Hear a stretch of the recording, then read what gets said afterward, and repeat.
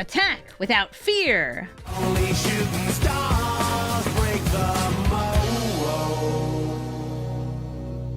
Hello, everybody, and welcome to Brawl Stars. I'm Amy the Amazonian. Today I'm playing with Iroas, God of Victory. Iroas is one of the Theros gods, and this one gives all of your creatures Menace and prevents all damage dealt to them while they're attacking, which means that it's safe to attack in, get on attack triggers, and deal tons of damage with our Boros aggro cards. In this deck, we're making lots of creatures by generating tokens on attack. We're making those tokens bigger, dealing additional damage with things like War Leader's Call, or even Enduring Courage to give them more haste, more buffs, or giving everything protection or double strike so you can swing in relentlessly, dealing tons and tons of damage with some of the best cards that red and white have to offer.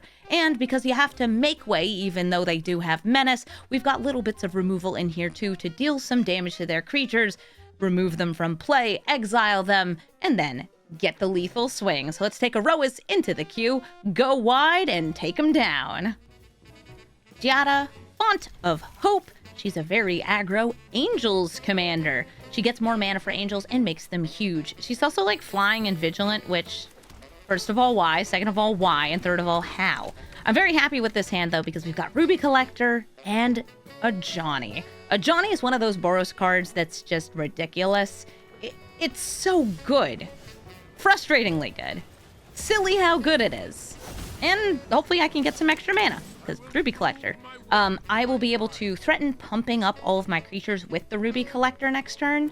I actually want to bring out the Windswept Heath first. We swing in with all of these.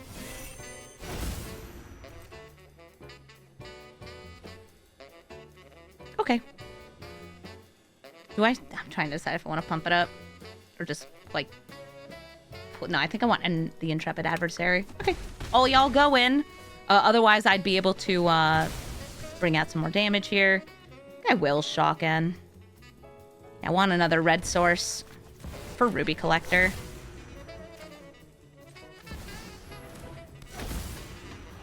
Because Iroas wouldn't be able to attack next turn anyway, like I don't have a way to generate that much devotion, I like to Adversary make my monsters grow. He's super jacked. He's just shredded. Yeah, so is his brother. Ignore that this is what his brother looks like. The whole point is that, like, she dies anyway, and then we get more stuff. Giada swings in, taking advantage of that vigilance.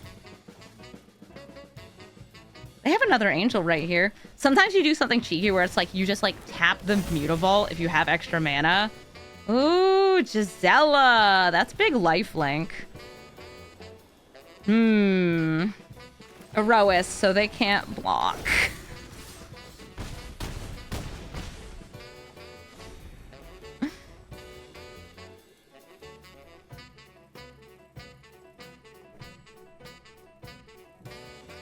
Hello, yes. We attack without fear. That's what we do.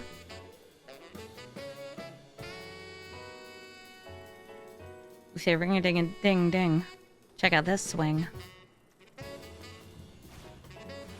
And I think next turn we just use the Ruby Collector for some bouncing. Claim Jumper's gonna get them just a land, yeah, because I have 4. But they could still play a land for turn. Yeah, like that, like the Witch Enchanter. You sure you don't want to swing in with Gisela? Okay. I'm trying to decide here if it is better for me to pump twice with the Ruby Collector or be able to attack with Iroas. Because they can only block one creature here, pumping up gives me 1, 2, 3, 4, 5, 6 additional damage, whereas animating Iroas generates 7 additional damage. So it's better for me to go for Iroas.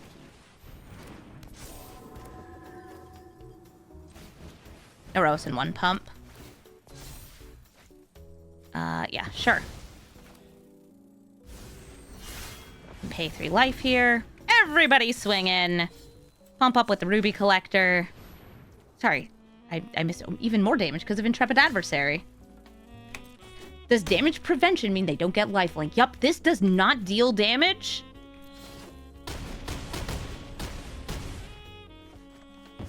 So they don't gain life, but they wouldn't be able to gain enough life anyway. Disagree with the damage math? Yeah, I missed the pump there. It's good stuff. It's good stuff. GG. Sheoldred. When she enters, she makes you sacrifice a non-token creature or planeswalker. Then she can flip over, but only if you have 8 or more cards in the graveyard, to do a lot of nasty business. She makes you discard, destroys things, and then Rise of the Dark Realms brings everything from the graveyard back into play under their control. Okay, that's a turn 1 duress. Yeah, check out my hand.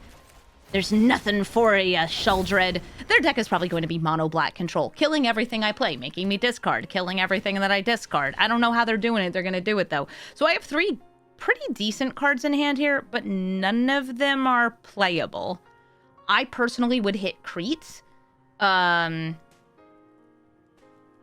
Ragavan, depending on what you're more afraid of. Yeah, I think hitting Crete here is good. And then I am going to keep swinging in with, yes, it's a busted, formerly a 1-drop, now it's a 2-drop. It's still good at 2 mana, to go wide. Yeah, Ragavan's always good. No, my meaty hookies! Aw, dang it. Ooh, red mana. Monkey time. I'm going to go for Ragavan here because it's going to be, you know, getting in the damage and then getting me another red source so I can play something else. Hey, Plague Crafter, I don't actually want you here. I think Baird is going to be funny, though, so I'm going to go for Baird.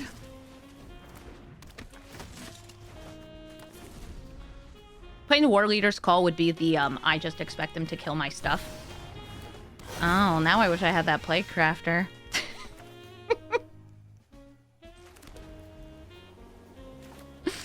I gotta go for Iroas. If I played War Leader's Call here, something notable is that it would just deal a damage at end step because it buffs Baird. What? A Phyrexian Obliterator? It's fine, guys. It's fine. See, I'll just put it in exile. Who even cares? It's fine. Go, monkey, go. Ook, ook. Mega treasure, steal a thing. No, you know what? I'm actually very happy I stole it because it means you can't play it. That's a Kaervek.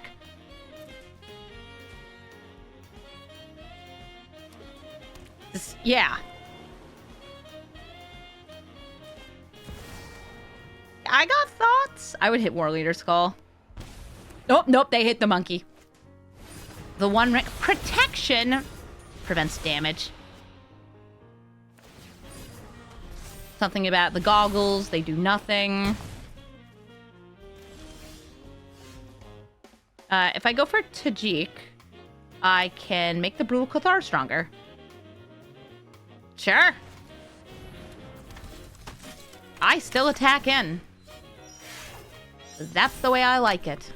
On attack triggers that do not do anything.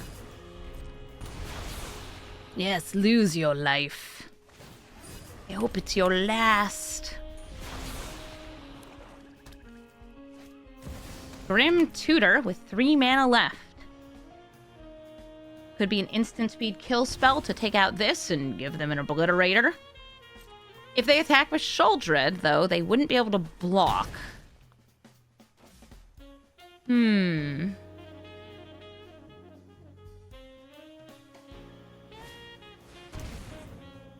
Oh, I'm a loser, baby.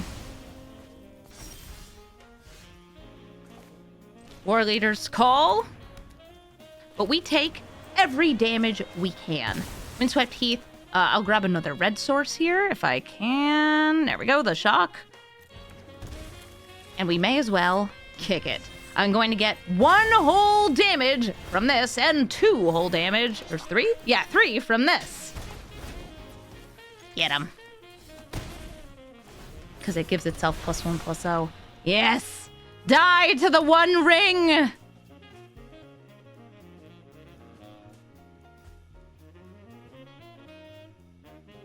Yeah, get him, Sweaty! Hi, Vraska. Are you gonna turn my goblin into Okay, yeah, he's a treasure. I'll treasure him forever. It's a treasure that still has devotion, though. Okay, just like a creature. Thank you. Take aim. Fire at will. Pass the turn.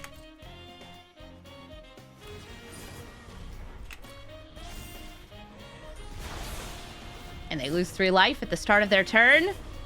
Or maybe they want to lose 4? Maybe they have a way to get rid of it at instant speed? I can't think of many ways to do that. Nope, that's game. GG, children. Arabella Abandoned Doll. She swings in and drains you based on a number of little tiny creatures you have in the deck. I actually took her out of this deck because I wanted to put in more high-powered creatures. I don't think I want this hand, even though it does have some really nice pieces. It's got the haste enabling. It doesn't have the ability to cast that Flowering of the White Tree. I think that's going to be really awkward. I think this is a little better. Play this Restless Bivouac, turn 1.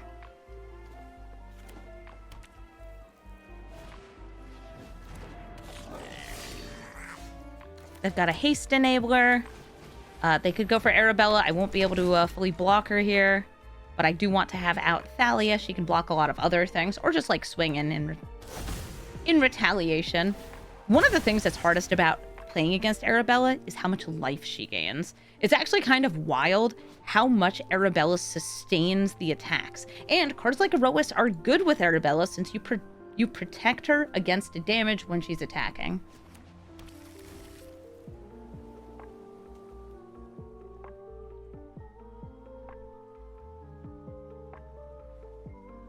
And next turn I do have either Adeline or like going for the cheeky Iganjo. But no, I want to just like, I want to race. I want to go big mode. Oh. Adeline or Flage? I'm just going to take out their commander. And also gain myself some life. Thank you, Flage. Just kind of a good utility card. The doll, come back for revenge after being cut from my deck. Yeah, I'm the one who abandoned the doll. It's my fault. She's like this. Ragers Firebrand. They have to pay an extra mana. But now the Goblin Motivator is legendary. Which means the Mox Amber can tap for mana. That's such a funny interaction. I actually do kind of love that. Normally, I would go for the Shockland here, but not against an Arabella deck. I'm gonna play Tajik. And swing in with both.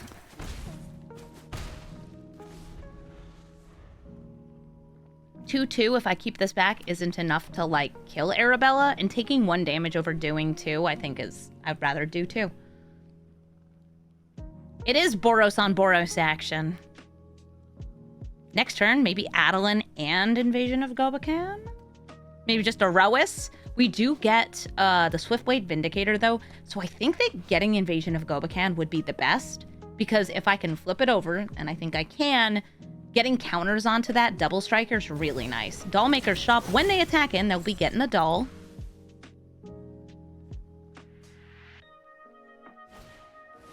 And here comes Mary! If they attack in with both of these, they will get to draw a card. They get a doll, they get to draw a card. They do have a blocker here. I want to see what is in your hand. I'm going to tap that Sokenzan too. I only have so much white mana. Ocelot Pride, Sunblessed Healer, and Clarion Spirit. So that's reanimation. That's going wide. I'm going to tax Ocelot Pride because that card is a mistake. Like, oh boy, is it ever a mistake? That kind of mistake.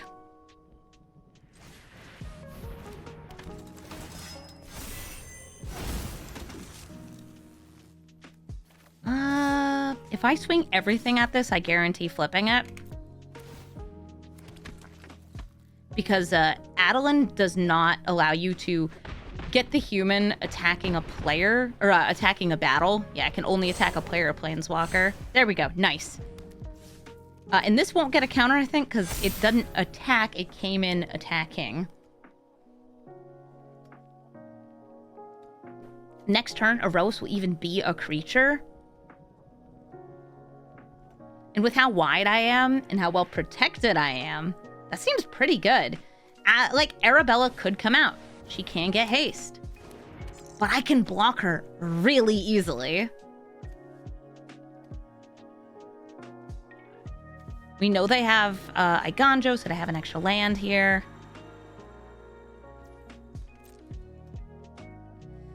If you attack, I can't block Goblin Motivator. I can block Mary. They get a toy, they draw a card. I'll do this.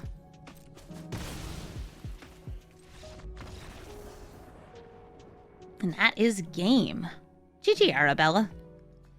Glarb, Calamities, Augur. Me, not having a white source in my hand. Glarb allows you to play from the top of your deck. Oftentimes using him to play lots of lands and then 4 cost or more creatures. I've also seen Glarbs that have very few 4 or more cost cards. Very few, like, Planeswalkers, big spells. It's very strange when you run into those, but it's just like, yeah, I'm using Glarb to manipulate the top of my deck, and that's all I need. I get it. Glarb's good.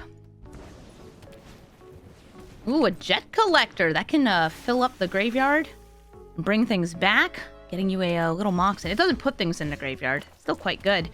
In fact, it's so good, I think I'll kill it. Jet Collector, to me, it's not enemy number 1, but it's enemy I'm up there. And I'll save the Solitude, maybe taking a Glarb if they play him this turn. Vel'Gavoth's Lair was a surprise.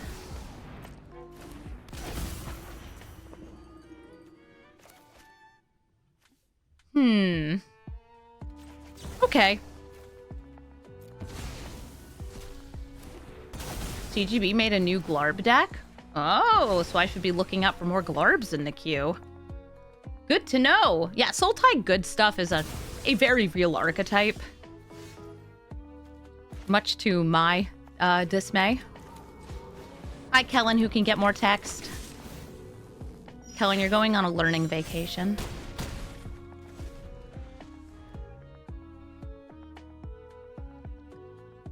So Jake uses his great mentorship to teach Kellen. Shifting Woodland. Yeah, I mean, to me, Glarb does work really well with cards that play from the graveyard because of that Surveil ability.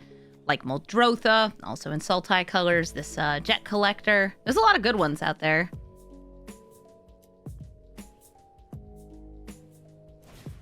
Case of the Locked Hothouse. This allows them to play additional lands, but because it automatically passed through, that tells me there is not another land there. Iroas I don't really care for in a board where it's like, there's no blockers. So I'm going to bring out Adeline. There's nothing to mentor. Play the Flooded Strand. Oh, CGB's new deck isn't really based around Glarb. It's just Sultai Control and Ultimatum. This so far does not look like a control deck, though. So I don't think that that's CGB's version. Speaking of Covert Go Blue, another Brawl player, I have 2 things relating to him to mention. The first is that I will be on his YouTube channel very soon as part of the Salt Score videos. I helped guess the salt value of cards from EDH Rec, and you can see how well or not well I did in the video. It's fun. I'm gonna give this double strike and win. Also, we're on the next Shuffle Up and Play. It's been announced, so I could say it here too. And let me just tell you, we're playing Brawl. No, not standard Brawl. We're playing this kind of Brawl. I think you'll like it. It comes out in about 2 weeks. Chatterfang, Squirrel, General. They are going to be going wide and maybe even comboing. Whenever they make a token, they make another token, specifically a Squirrel token, which can then be sacrificed in order to kill something or buff something if it's got a high enough toughness. Chatterfang does have a bunch of infinites, though, which can be pretty scary and hard to deal with because you have to be able to get rid of Chatterfang or Pitiless Plunderer or Warren Soul Trader, I think is her name. That could be tricky. Ooh, they have green. They have black. I also now have black mana. They have Chatterfang on turn 2. I don't have a good attack here, but I can just keep playing these lands. I'll play that on red and play Krenko. My powers aren't higher than they started, so Baird will just chill here. Hi, Chatterfang. I'm hoping to swing in with Krenko next turn. Ideally with double strike or with Iroas so he doesn't take damage. It's going to depend on how they're blocking.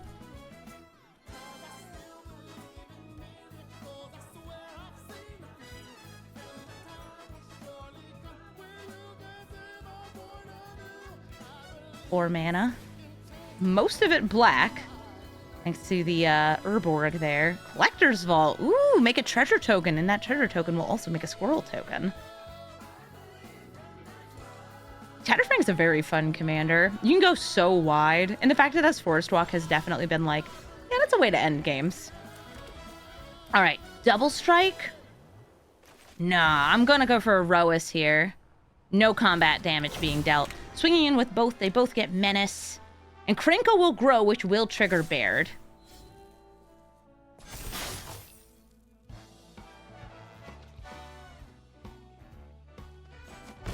Well, Chatterfang, it's infinite, the one I was talking about. This is,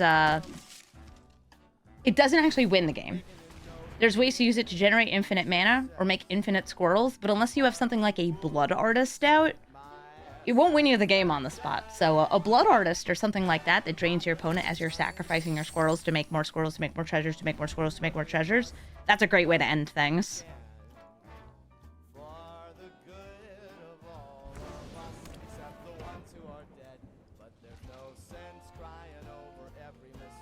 I especially like that with the Warren Soul Trader. Nice! Mirkwood Bats, that is similar to a Blood Artist.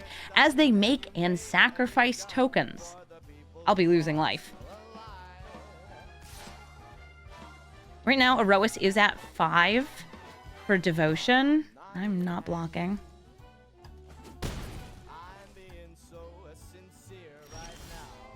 And I think it's time for some double strike.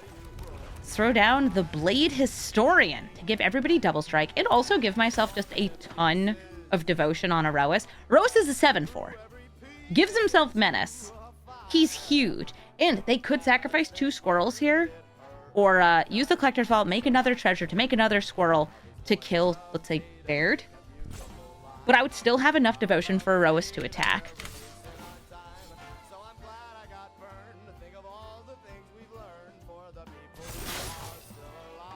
So Krenko swings in. We get 3 more goblins. All of these attackers have double strike. Like Iroas, that's 14 damage.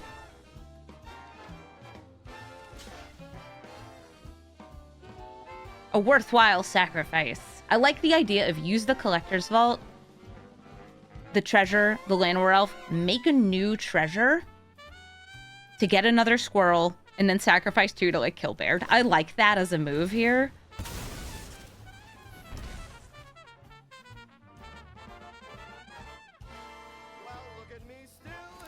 Yeah, and as for Golgari commanders that have even more infinites, I think Dina. Because she has more ways to just... You don't even need her. She has more ways to win that don't require her because there's backups. Like Enduring Tenacity, I think. Or Veto. Or Sanguine Bond. They all do the same thing. Alright, so we swing in. A bunch of things were blocked. They killed the Baird. And they're down to 9. I'm down to 16. They still have that Mirkwood Bats in play, but it's just Chatterfang and the Bats. If they were willing to sacrifice Chatterfang, they could have killed Blade Historian and taken out the double strike. But like, you don't want to sacrifice your commander, especially not this early in the game. You don't have enough mana to do that much. They're discarding, they're drawing, and they're making a squirrel. They're making a treasure. I'm gonna lose 2 life because of squirrels and treasures. And treasures and squirrels. Squeezers. Chatterfang and the Bat sounds like a jazz band. I'd see it. The cards they've been discarding. A couple token makers, a couple card draw pieces, a little bit of ramp. Here comes Essica's Chariot, going to make 2 cats and 2 squirrels, which is going to drain me for 4. I'm down to 9. Our life totals are now even. And they pass through.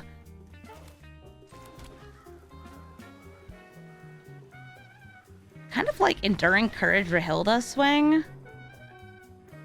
Yeah. I think that gets me there. Nice. GG.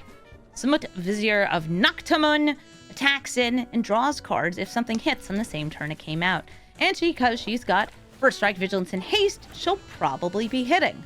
Unless they Swords to Plowshares her. Or, you know, something. They ramped on turn 1, so I think it's gotta be a, yep, we're taking out Samut. I would play her on turn 3. She draws a card.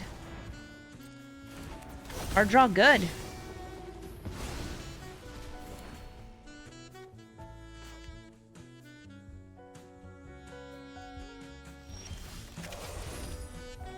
Somebody was asking about Hashaton coming to Brawl. I don't believe Hashaton is coming to Brawl. That's the zombie guy. I think we're only getting the face commanders. Unless I misunderstood the message I saw. I think we are getting the Aether Drift face commanders, but not the backup commanders. Oh, are we getting both? Okay, well, Hashaton's kind of nuts, so yeah, I guess I'll be excited to brew that. Sounds like a good card. Ooh, Fear of Missing Out.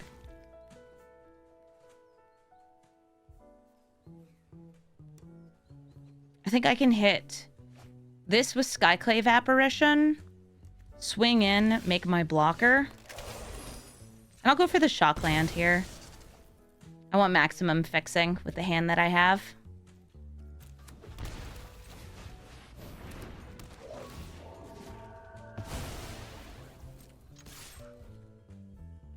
And if I wanted to try to keep them away from Samut, using the Fury here, I don't think would be terrible. But I also don't think, like, chump blocking with Cat Token is that bad. Neat. Yeah, I thought that we were only getting the, like, Saheeli and... Oh my gosh, who's the other person? Is it Temet? Is that his name? He's like an embalm guy. Vorinclex. Hi, Vorinclex, who gets 2 for us.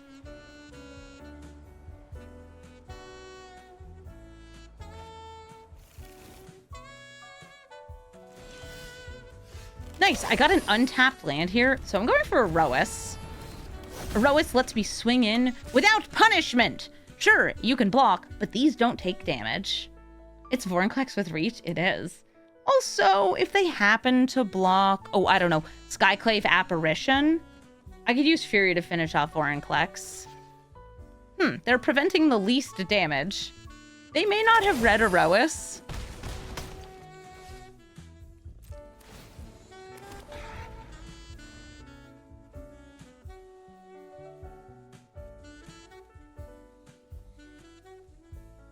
Iroas almost creaturified. We're at 5 loyalty right now. Or sorry, 5 devotion. Elder Gargaroth will still give them things on blocking.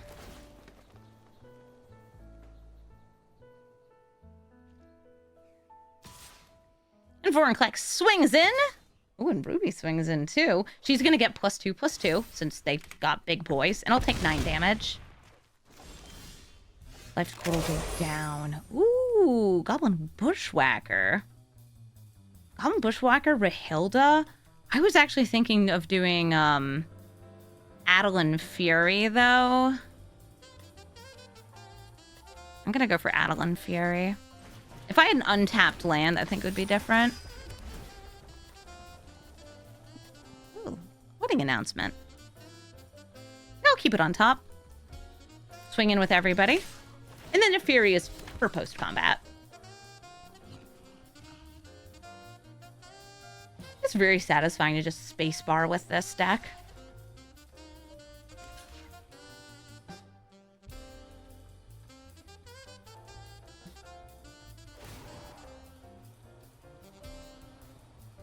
I can kill Elder Gargaroth here. I think I will.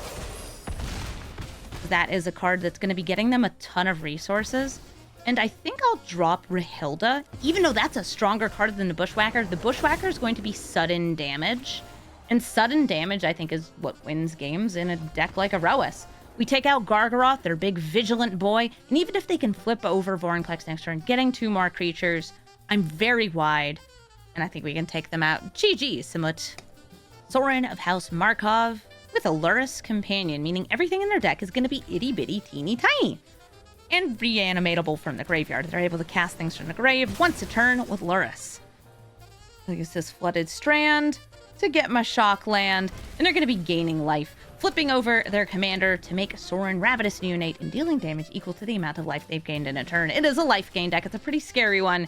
And, oh, dang. Duress actually has very few targets in my deck, so it's a bummer for them to have hit this. But you know what? It happens. I'll throw down Rahilda here. Gain a life. Just keep going in with this Guide of Souls. Guide of Souls might not feel that aggressive as it gains life, but the fact that it can grow your creatures, give them flying, is so ridiculous. I don't know why it's like this. And this is with it like nerfed to only cost, or to cost 4 energy instead of 3. That's cool. Here comes Sorin, a 1/4, pretty good at blocking against my deck. Unless we use the Bone Crusher Giant, which they know I have. However, I want to steal, and steal I have. Oh my gosh! Look, Witch's Vanity. Yeah, you have a mana value 2 or less. That's like your whole thing. Gets me a food. Food is good for flipping Sorins. And then get Wicked. All right. Can you play something this turn? Probably. Their deck should be really low mana values. Yeah, it's also a 1/2. This thing should have been a 1/1. It just shouldn't have been. You know, it just shouldn't have been. Modern Horizons 3 shouldn't have been. Wicked awesome, bro. Static Prison. Oh no. Is Rahilda going to jail? She's going to jail for her werewolf crimes. I'm still on... Yeah, okay. I'm still on 2 mana. That's fine. If I can attack with 3 or more creatures, somehow I'll get there. I can get a Mox Ruby. That's mana.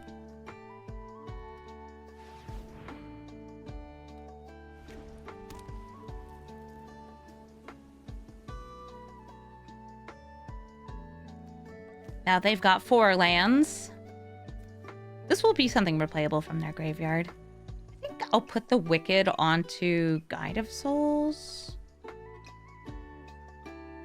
Yeah. Oh, Innocent Blood. Never mind. Rip Ruby Collector. That thing's gone. And Lurrus is in their hand. Oh, 3rd mana! Oh boy! And I have so many choices here. Tajik lets me grow this. Welcoming Vampire sets up for potential card draw, but not really with the stuff I currently have. So I'm going to go for Tajik. And I'll do some mentoring. Teach the Guide of Souls valuable lessons about mostly violence and warfare. Static Prison, they still have 1 energy. They pay it. This will be going away next turn, but they have enough mana for Lurrus plus... Well, none of these, because... Yeah, okay, they can play Witch's Vanity, but it doesn't kill Guide of Souls because I gave it an additional power.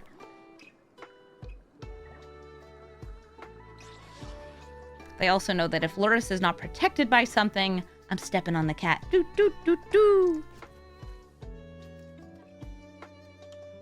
Oh, is it mana value? Oh, I'm sorry, I thought it was power.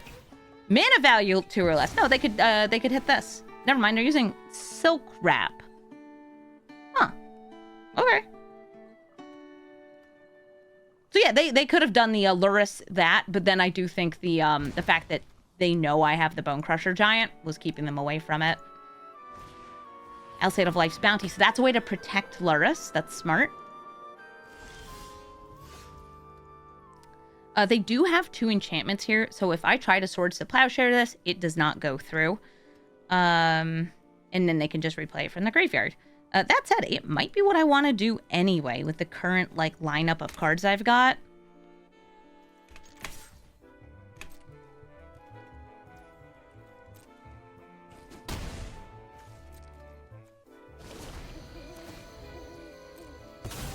Since they probably have some reanimation in their deck, like beyond Lurrus, I have some considerations for which of these I want to prioritize. If they blank the Bone Crusher Giant, I don't get the 4/3, or the Stomp, I should say. If they blank this, then the Lurrus is in a graveyard and can potentially be brought back. Okay, they're marching. I'm sorry, damage is prevented. This is a damage. Yeah. Oh, wow. So Tajik's text was relevant.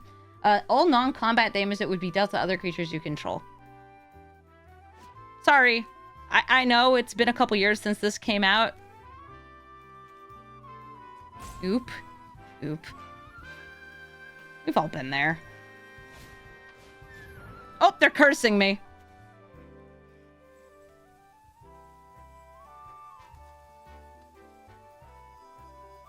Yeah, it's... I actually forgot that this was not -X, but it's able to hit Planeswalkers. That's why it's damage. At least, I'm pretty sure that's why it's damage. I will use Swords to Plowshares on the Elside of Life's Bounty. How many black cards do damage? Not many. But that one sure does. GG, Sorin and Lurrus. Flubs, the fool won't be fooling you. This card is all about emptying your hand and then taking tons more cards off the top of your deck and trying to put them in play. Flubs lets you play additional lands, and whenever you play land or cast a spell, if your hand's empty, you draw a card. But if it's not, well, then you have to discard. It's a very, like, pseudo-storm deck sometimes. Sometimes it's a landfall deck. I've seen multiple different builds of it. This looks like it's the Storm version, where it's playing lots of, essentially, free cards. Nice. Here's a Guide of Souls. You have a turn 1 Ragavan. I have a turn 1 Guide of Souls. These are two busted Modern Horizons cards. You're from 2, I'm from 3. This is actually a card I revealed, and it's forever going to be the best card I will ever reveal, because it's one of the best cards ever printed. It's so good. Nice. So they shocked in a land. And what did they get? Maybe nothing they can use? Definitely gonna trade. There we go. That took a second on that block. It got me worried. What do I feel like doing? I'll play the Grand Abolisher. Grand Abolisher will stop them from doing things on my turn. Counter spells. Silly stuff. It doesn't really matter. Flubs usually has like a few clutch counter spells, but it's not really what they're doing. They're drawing a card off that Chromatic Sphere. Oracle of the Alpha, they will have to discard here. Oh, another thing that lets you play more lands. Yep. And now they're putting even more free spells in their deck because the Power 9 are in their deck, which does include all of the Moxen. Ooh, Party Thrasher! It's party time. What'd you get? What'd you get? What'd you get? What'd you get, Flubs? Flubs, I want to know! Will you show me?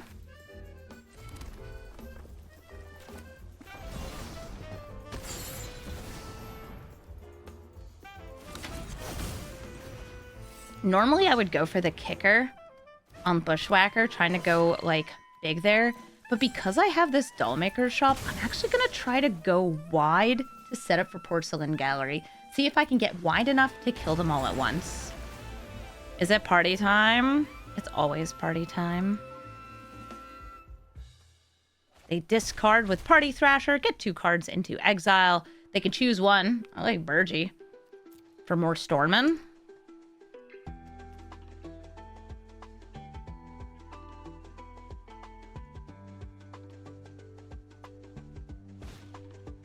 Wayward Swordtooth so they can play even more lands.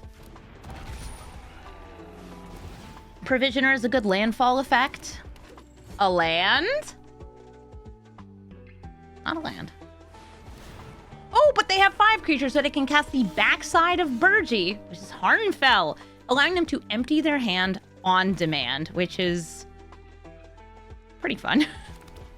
I could go for 2 Evangels, but that's better if there's something for me to, like, get rid of blocking-wise. I'll just swing in here. Do my damage. They have a lot more damage coming back at me, but hopefully that will not be the case for long, because Porcelain Gallery. So, do you want the card in your hand or not?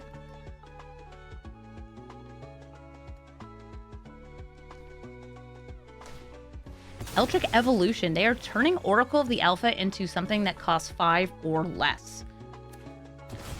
Eruth. They will now never draw again, which with Party Thrasher and Harmfell is going to get nuts. Anything that they're casting from outside also has this, well, if it's a non-creature, it has Convoke. This is more landfall. They've got all sorts of cards. I just saw that Ancestral Recall, Mox Pearl, Mox Jet, Shifting Woodland, another nice land here. With Eruth, there is no hand, so they never have to discard to flubs.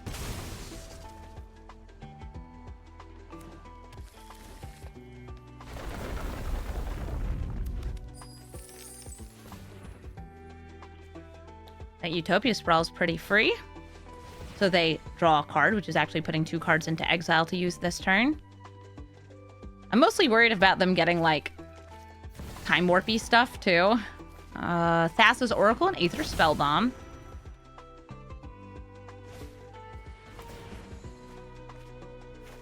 Unfortunately, the Spellbomb could be used to bounce something, but not on my turn because of Abolisher. You looked away for 2 seconds and are flubbing around? Yeah, they're flubbing.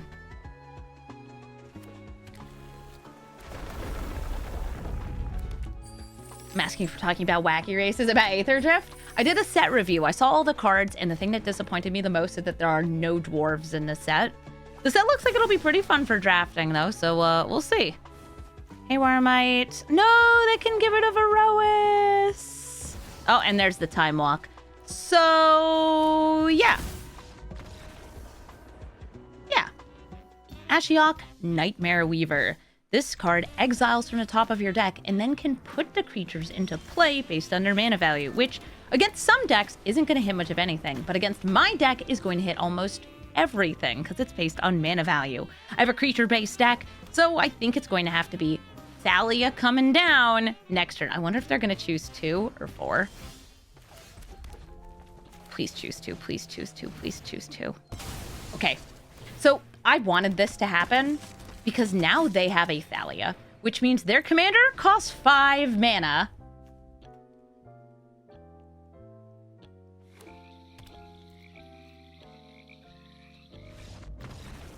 Sorry, Ashiok, you did this to you. Koth, Fire of Resistance. Koth is the man of the mountain who generates mountains, taking them out of your deck, and can deal damage based on the number you have. He's very hard to take out because he has a +2 ability. This hand, I do have 2 drops. I am going second.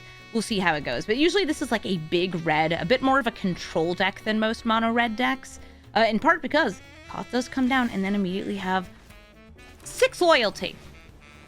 I am of the firm belief that no planeswalker on the turn it comes out, if it costs 4 or less mana, should not be immediately killed by a questing beast. I think a questing beast should be able to come out and kill anything that costs 4 or less.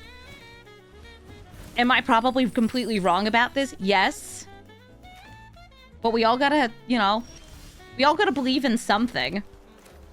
I'm gonna go wide with dolls over play the Selfless Spirit here. Because I feel there's gonna be a lot of damage-based board wipes, so I just kind of want to have, I don't know, value on the side.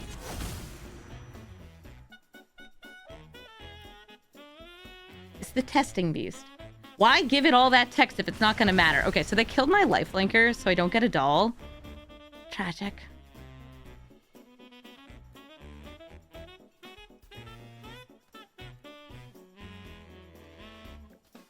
It's just one of those things where, like, sometimes you know it's too much loyalty. I have a feeling they are going to have just more burn removal. Playing Tajik there would get me, like, the doll attacking in. But, oh, I'm actually kind of surprised they didn't get anything. I think they're just missing lands. That's tough. Yeah, because I was thinking they'd just come down, hit Krenko, and then I could follow up with Tajik to kill him because it has haste.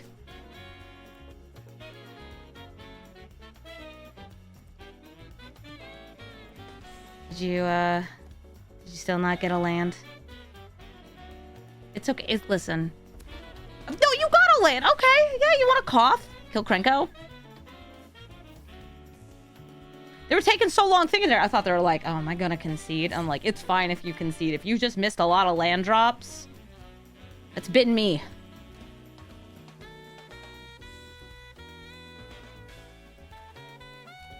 Why are you looking at my Legion's landing?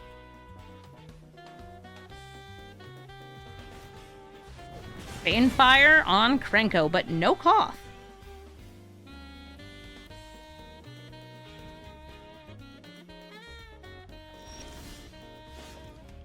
And these are like not quite the cards I want for this situation. But Tajik to get another creature. The other creature is protected from burn because of Tajik's text. Yeah, I was gonna try to save this as a way to follow up and hit cough. Or a brass. Big first striking. Hey, I can get first strike too. Maybe even double strike. Not that I would win in a fight. Instead, though, it's going to be Iroas to give Menace, so they can't block at all. I will mentor this toy. Don't ask why Tajik is just like teaching toys.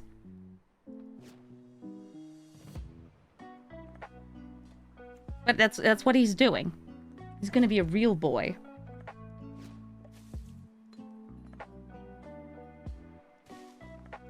Everyone needs a hobby. So Crush the Weak will kill him, but it won't kill those.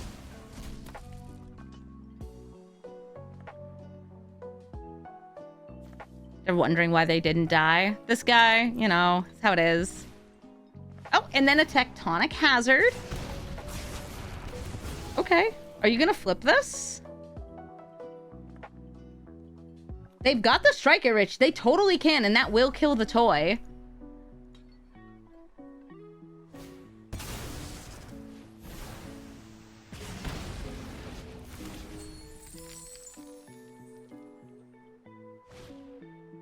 Bolt Wave? Sure. Okay. Are you flipping, or are you gonna attack first and then use the treasure? Okay, they're just flipping.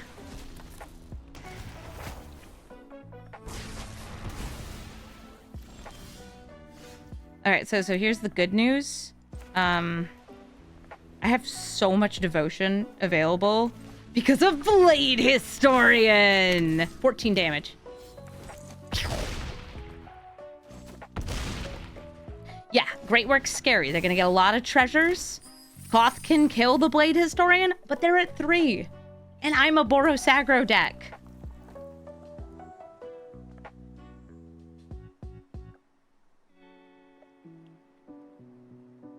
Next time, they'd be able to, like, recast all this. They have so much mana. Okay, burn down the house. They're taking out both of those. Iroas, no longer a creature. Here comes Koth. I have something with 3 power and haste. It's fine. The only path to victory, we have the high ground.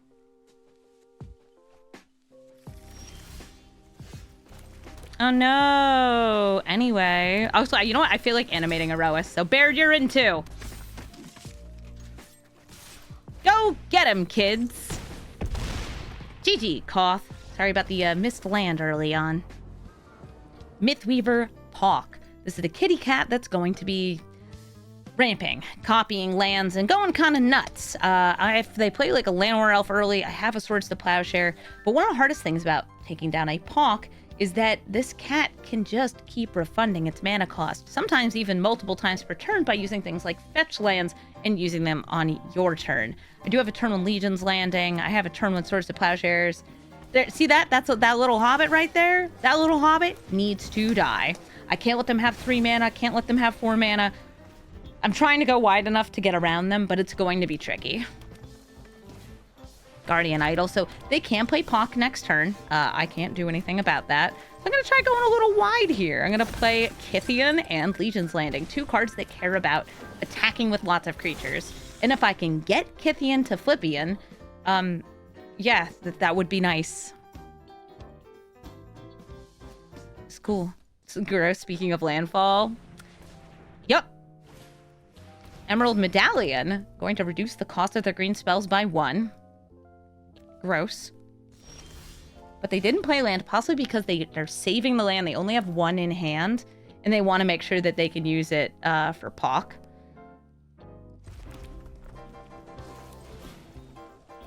I'll play this Welcoming Vampire, swinging with both of these. And next turn, I've got the Flippies ready. You like Flippy-on as an evolution? Yes, it is an evolution. They play a land, it gets them 2. And they're turning Kithian into an elk. Well, I guess I could still flip this. I am going to just go for this, like, Iganjo. He's a legendary elk. Because if they block, cool. Hawk dies.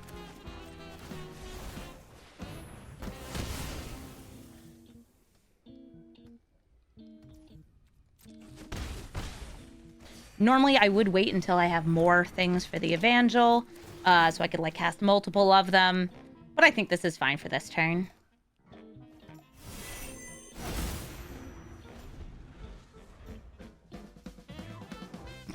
Forced a Fursona onto Gideon. Yeah, we all know he should be a lion. Just like how a Johnny's Fursona should be a wolf.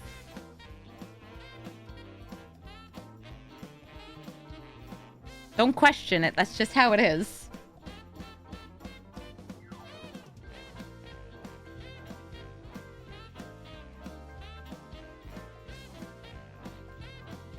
With this Emerald Medallion, they do have a good discount. They could cast a 3-mana spell here.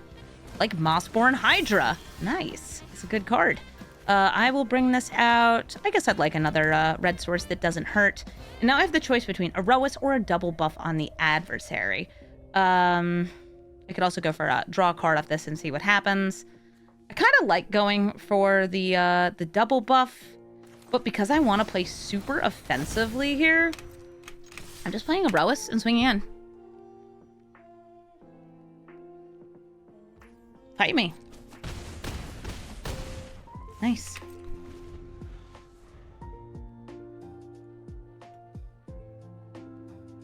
You think he's a golden retriever? Yeah, I could see it. So Pock and the Mossborn Hydra could kill me this turn because Mossborn Hydra is going to be doubling with each landfall. Going from 1 to 2 to... Well, shucks. I didn't expect Scape Shift. I thought maybe like 4 lands and it would like, it'd be rough.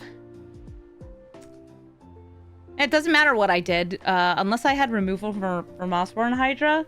I won't be able to take this out because of the double, followed by Pock doing that. So, how big is this? 2 to the 1, 2, 3, 4, 5, 6, 7. You know, we'll just wait because there's also a fetch land in there and some extra mana. Okay, 256, 512, 248, 496. Oh, wow. They're actually just taking lethal instead of dirtling more. I'm a little surprised. GG. Snapdax, Apex of the Hunt. This is a mutating commander that deals damage on mutate, able to take out creatures and planeswalkers. I'm happy I have something that can help negate some of that damage. Tajik here can prevent non-combat damage, but not to himself. I've got my Swords of Plowshare, Sacred Foundry. All right, we got good removal in this hand. We got nothing too aggro, though.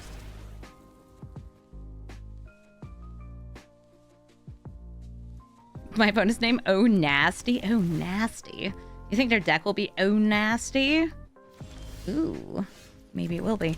I don't have anything to do on turn 2, which for Boros aggro deck, maybe I was banking on having something to hit.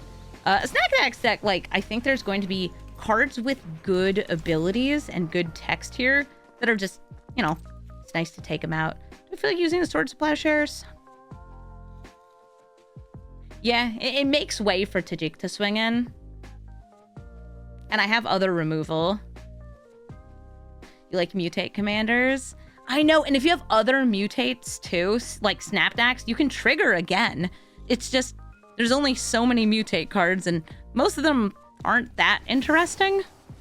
It's the struggle of, like, playing a deck based around a mechanic that was only present in one set. I know that feeling well. Get lost. Okay, you know what? I'm actually putting that in the graveyard. I have too much removal in hand. Weird thing to say in Brawl, but it's true. So they got to heist me, so they have a spell from my deck. It's probably a creature that costs 3 or 2 mana. That's what most of my deck is.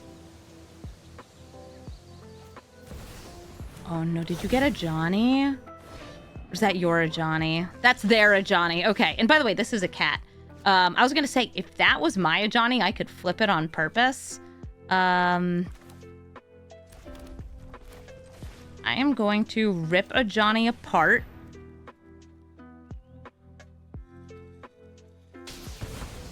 And then play Selfless Spirit. Actually, I'm going to swing in first because of that first strike ability.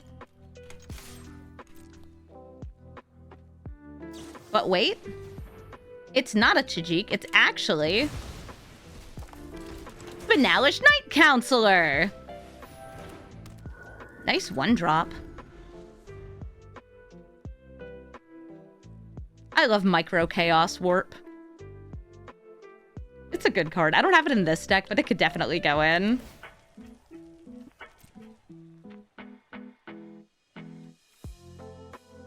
I just opened up social media tabs and like 3 different people all tagged me on a video of somebody making an Optimus Prime shaped cake. I'm glad people know me so well. They're like, yeah, we know what you like. It's a cake of twerking Optimus Prime. Great, glad that exists. Cake with cake. I have a Fury, but I don't really feel like hitting this cat. Ooh, a D-Spark. Hitting this would be like how I stop the Mutate.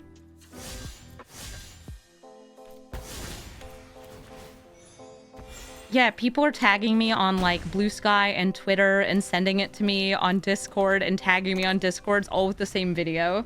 It's one of those things where like between games, I just like looked at my phone. I was like, huh, why am I getting notifications? Oh, that's why. So here comes Snack Pack. And who do you hit? I'll sacrifice it so they do not gain the life. But now they have a 3/5 with Double Strike. Which is too big for the Fury, but not too big for Skyclave Apparition. Oh, extra X. It's an XXL Skyclave Apparition even. So this is weird. If they keep this under here, they will get, they would get the token when it dies. But since they don't, it's just gone. Yeah, it costs 5 to mutate, but it's a 4 mana value card.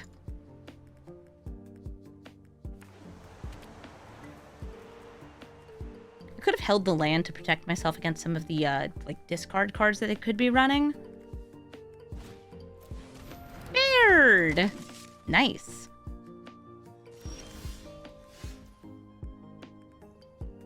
I want to play my commander. Iroas. But wait. Mutate is a casting cost. It does get taxed. But wait, there's more. I'm going to enlist since it's the same amount of damage if they don't have blockers. Oh! Fantamium, thank you for the sub. You for supporting the channel while I swing in with my little aggro duders.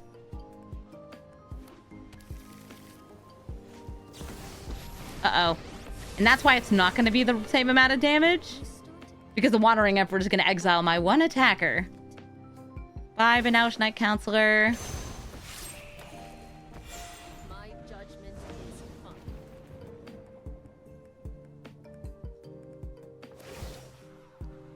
Baird is now going to trigger making these tokens. And they could either leave it back so they can, you know, block the Menace creatures. Or not. By the way, Baird's a human, can't mutate onto it. Not a human. I know that's weird, but not a human. I'm going to play the Fury. It's double striking, so getting the extra counter on it's really good.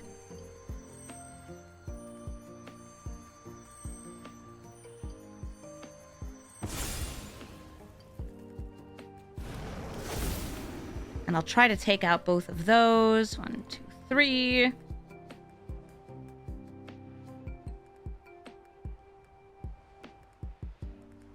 And if I can get this Legion's landing out, Iroas will be able to attack. But they could have removal for, like, any of my permanents. There could be a Swords to Plowshares here. I don't know.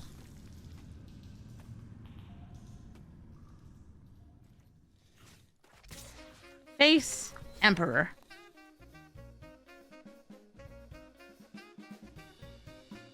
It's not lethal at face, so may as well take out the thing that can exile my creatures. Oh, but none of those died at 2 damage. Nice. So Ajani is gonna come back, and Ajani is a threat, but not one that can block enough here. 3, 4, 5 damage. So they could, if they had a land in hand, they could just play Snapdax. Right now, this has first strike, but it can't activate right away because it's not their turn. A1 would be 3 damage. You would be more damage. We're gonna go Den of the Bugbear. Oh wait, that's gonna flip and you're not gonna be attacking. You know, it doesn't matter. Go in. Yeah, playing Eowyn would have kept the Iroas as a creature. But it doesn't matter, this is still lethal. Yeah, Den lethal. Eowyn also would have been lethal. Nice. GG Snapdax. Thank you so much for watching this episode of Brawl Stars. Iroas did very well, getting a lot of wins. I won all but 3 games out of the 14 I played while recording this, so that goes to show Boros aggro does win games. And we had some pretty tough opponents too. I really like being able to swing in, get tons of value, and I feel like you could actually take this deck in 2 directions. You could make it more token heavy, playing token payoffs, things like Intangible Virtue, Mondrak to double your tokens, or more attack trigger focused, running things that trigger on attack and really focusing on the haste aspect, playing more attacking creatures. Either way, though, this deck is really fun, and you can find my version of the deck in the description of the video. As I mentioned while we were recording, you can actually find me on Covert Go Blue's channel. That's youtube.com/@CovertGoBlue. Sometime in the next couple days, I'll be on the Salt Score show. It's like a game show, and you'll have to see how I did. Can I take down the current reigning champion Voxy, or is my knowledge of salty cards not quite good enough? You know me, I like to play creatures, so maybe I'm very familiar with the cards that stop creatures, but everything else, I don't know. There's a lot of scary cards out there.